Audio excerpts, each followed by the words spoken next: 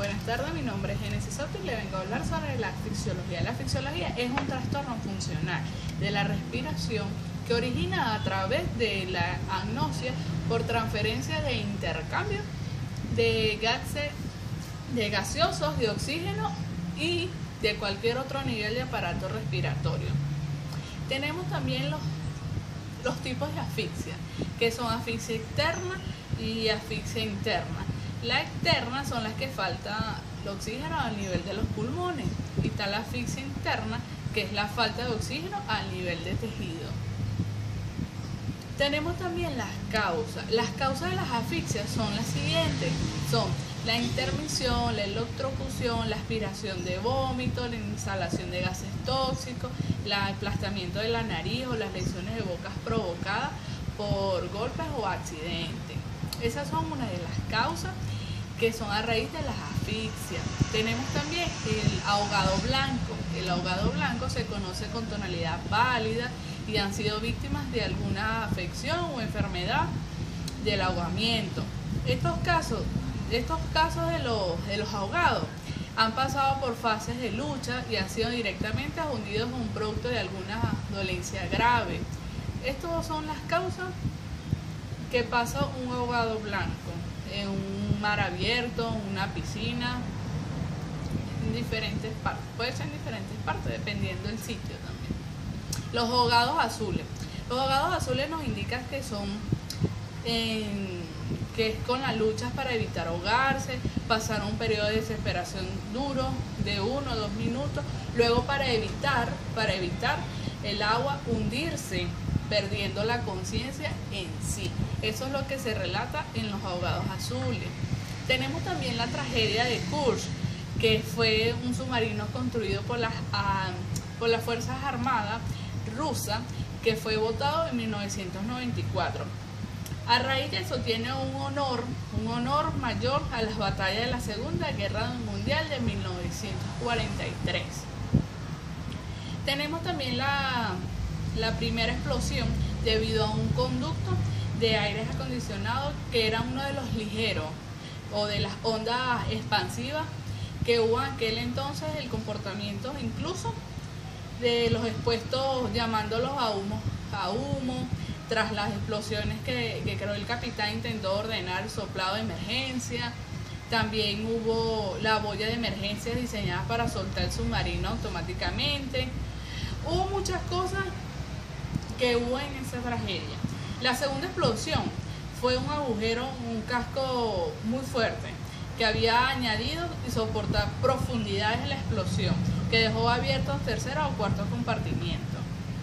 En la segunda explosión el capitán murió por asfixia de gases tóxicos, que se presume que también murieron tripulantes en 2 o 15 minutos después de la explosión inicial.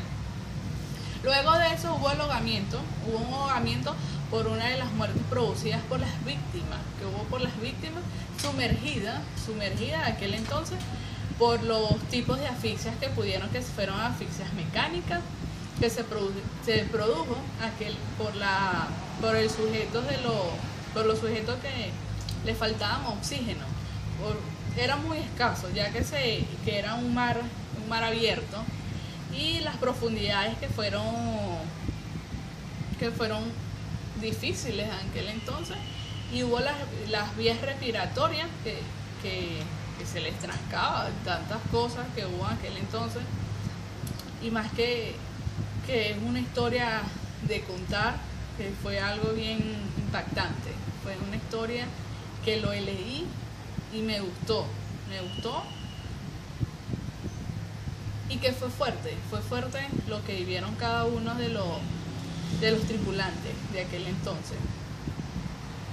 Bueno, volviendo al tema, hubo también los llamados, en otro caso pudo ocurrirse de sumersión de asfixia, también como ahogados azules, debido al exceso que estimuló las vías respiratorias como consecuencias que ocurrieron en aquel entonces. Hubo también el mecanismo de asfixia que dieron por muerte los tripulantes que no fallecieron.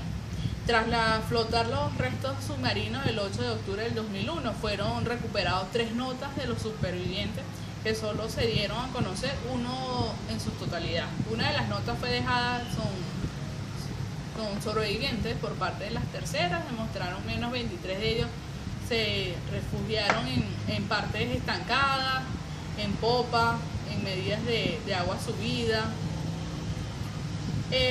Una de las cosas más importantes fue que escribió a ciegas los tripulantes, que habían logrado sobrevivir a 6 días después de la tragedia. O sea, es una historia de contar. Y bueno, fue un incendio mientras esperaban vanos, llegaban auxilios exteriores.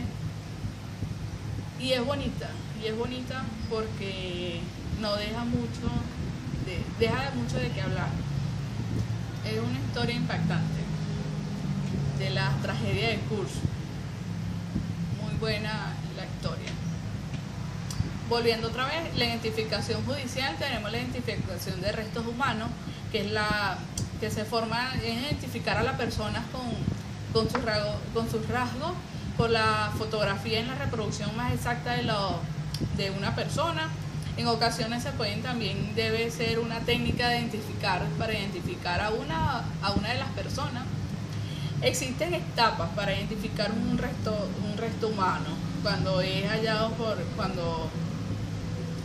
por ejemplo, cuando hay así a abrir fosas sin saber quién, con el ADN pueden identificar a una persona.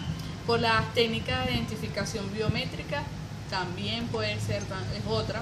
También la antropología forense, que son las escenas de hecho, de los análisis de los restos óseos, ontología forense y determinación de los sexos, raza y edad y estatura. Y bueno, esas son una de las partes de la antropología forense. Tenemos la edad, el sexo, la raza, el ADN y la ontología forense. La edad es el resto óseo que se refieren a la edad de individuos de producirse en el exceso de transcurrido de la muerte del mismo. También está el sexo de los seres humanos, que determina las características sexuales que se manifiestan a partir de la pubertad de 10 o 13 años. Tenemos la raza, que la raza es la afiliación racial difícil de respuesta, ya que existen clasificaciones y algunos de los detalles anatómicos que sugieren la raza de un individuo. Tenemos el ADN. El ADN es uno de los seres vivos de los genes de componente para la estructura muscular del ADN, ya que es una escalera de forma espiral. De ahí buscan el ADN de la persona. Tenemos la ontología forense, que es lo que estudian los tejidos duros y blandos que conforman las cavidades para resolver las situaciones que representan en el campo jurídico. Esto ha sido toda la exposición. Gracias.